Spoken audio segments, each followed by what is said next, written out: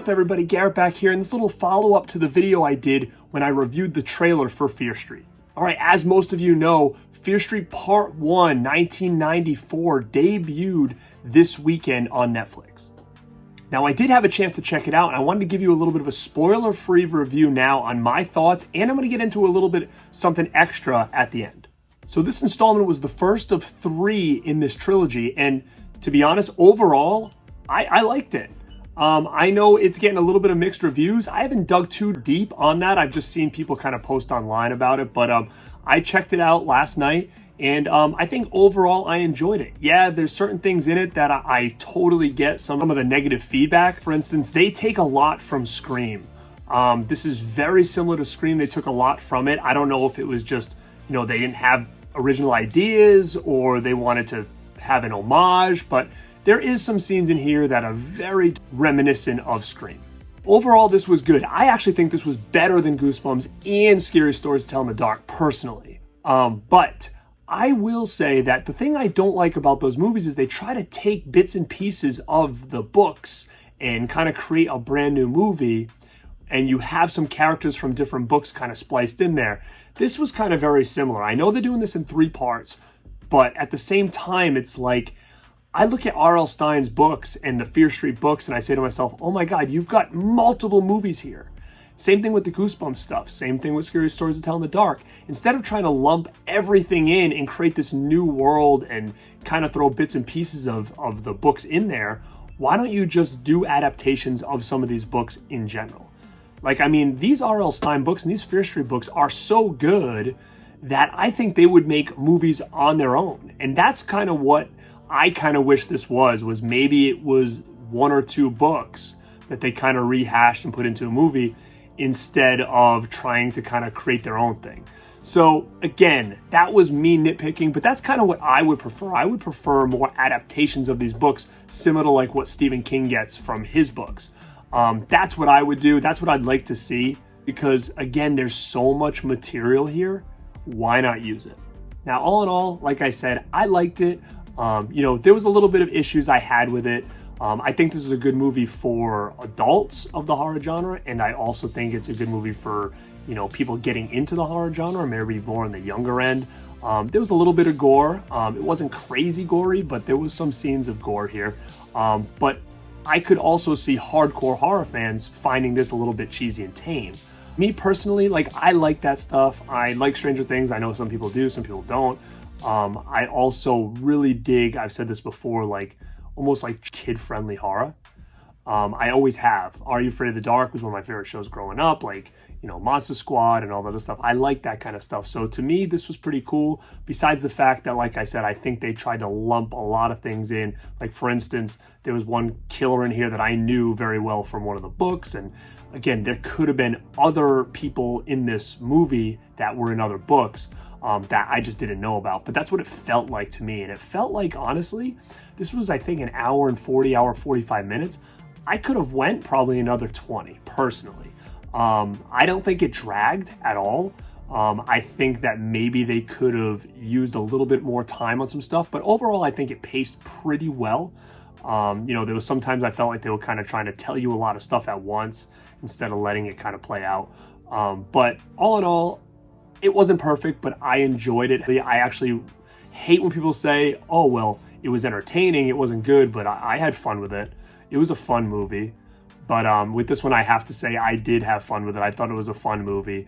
But I can totally understand both sides of the fence with this one. It's either I think you're going to love it or hate it.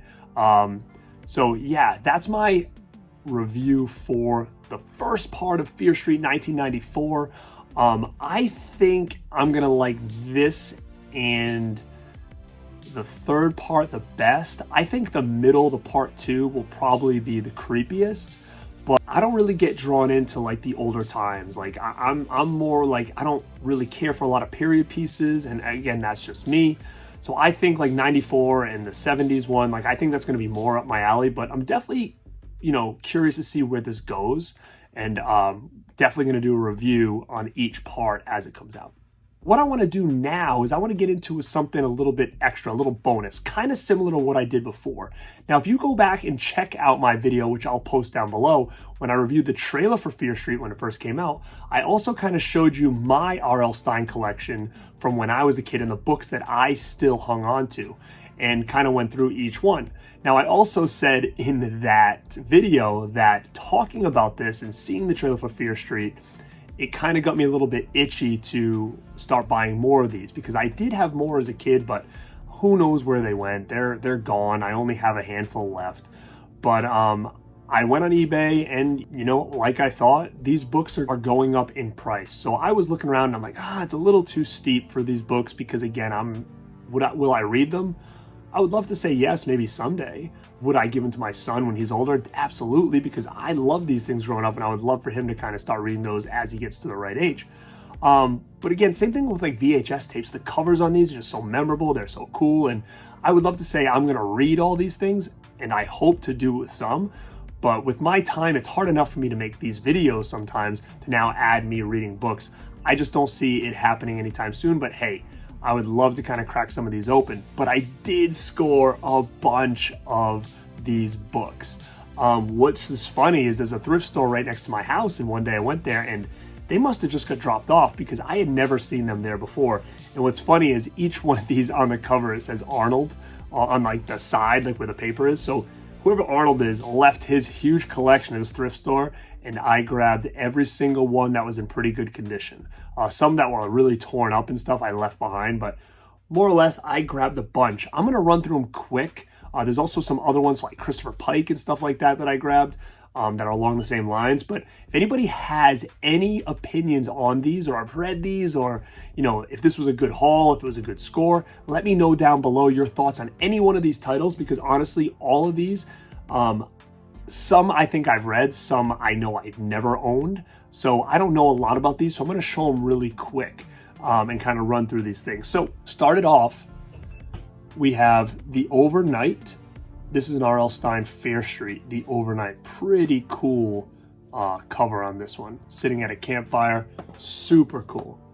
The next one, as you can see, there's a little bit of a rip here in the top corner. It's called Haunted. This looks cool. Kind of looks familiar, like maybe I had this one. But as you can see on the top of this, every one of these books says Arnold like this. But everything else, perfect condition inside. This one I do remember. This is not RL Stine. This was actually Barbara Steiner. And it's called The Phantom. Now, I remember this one. This is about, it's a guy, he's in high school. It says right here, when Reggie Westlake shows up at the pep rally starting off the football season, the crowd goes wild. He's the greatest player in Stony Bay High School history ever had. Quarterback and captain, he led the team to the championship 2 years in a row, raising school spirit higher than ever.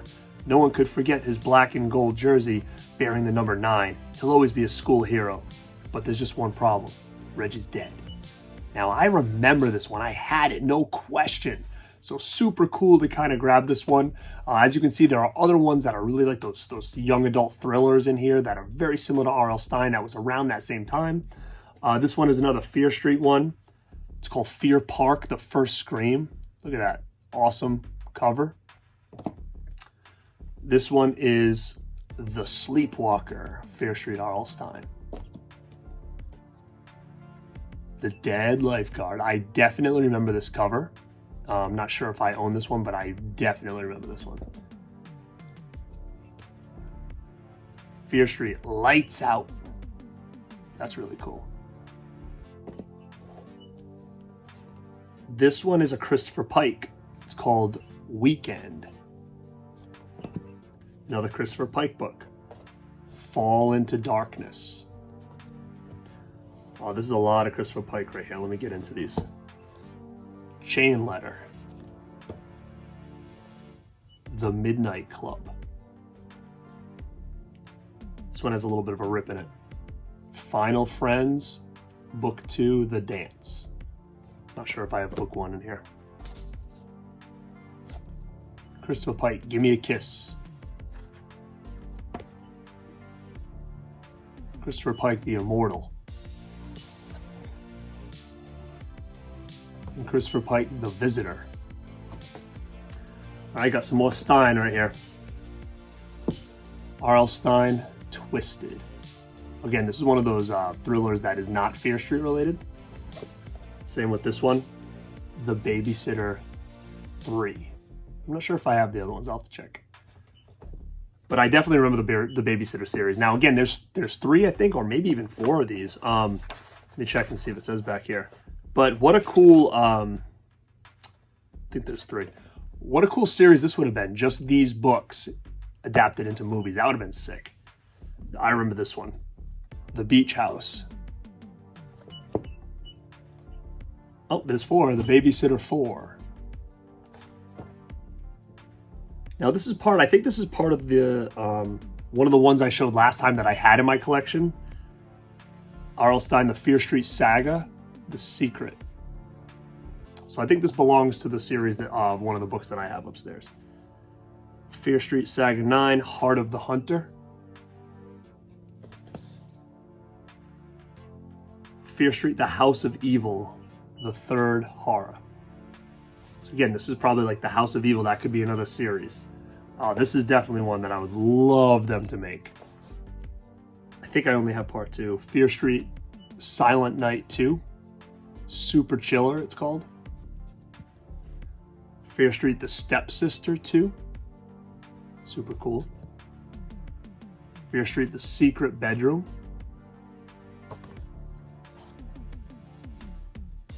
Fear Street, Missing.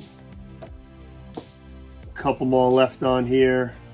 And yeah, none of these that I have here are RL Stine. So this one is Caroline Cooney, The Stranger. Caroline Cooney, this is pretty cool.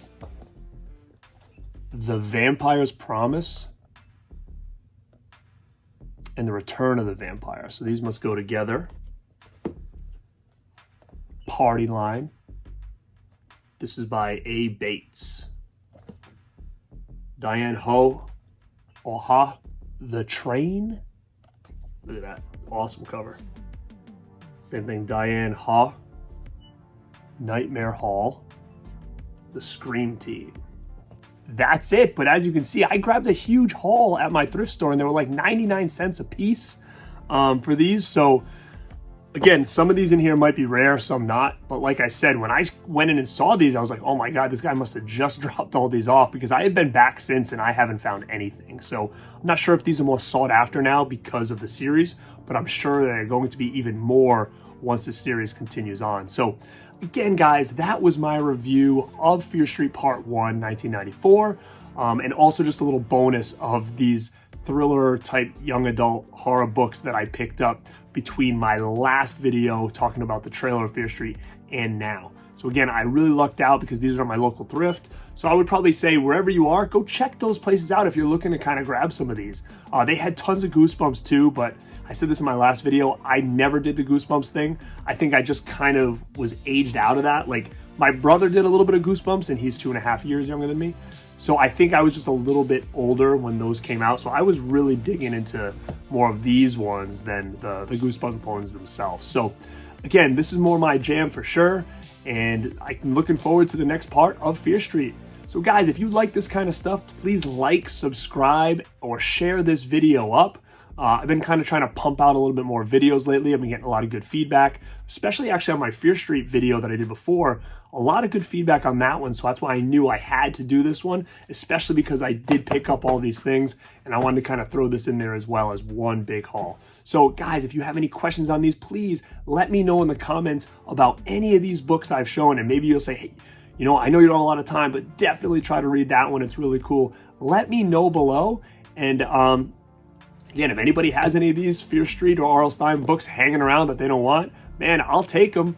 I got collector mentality, so I'm down. But just let me know, guys. And again, like always, stay rad.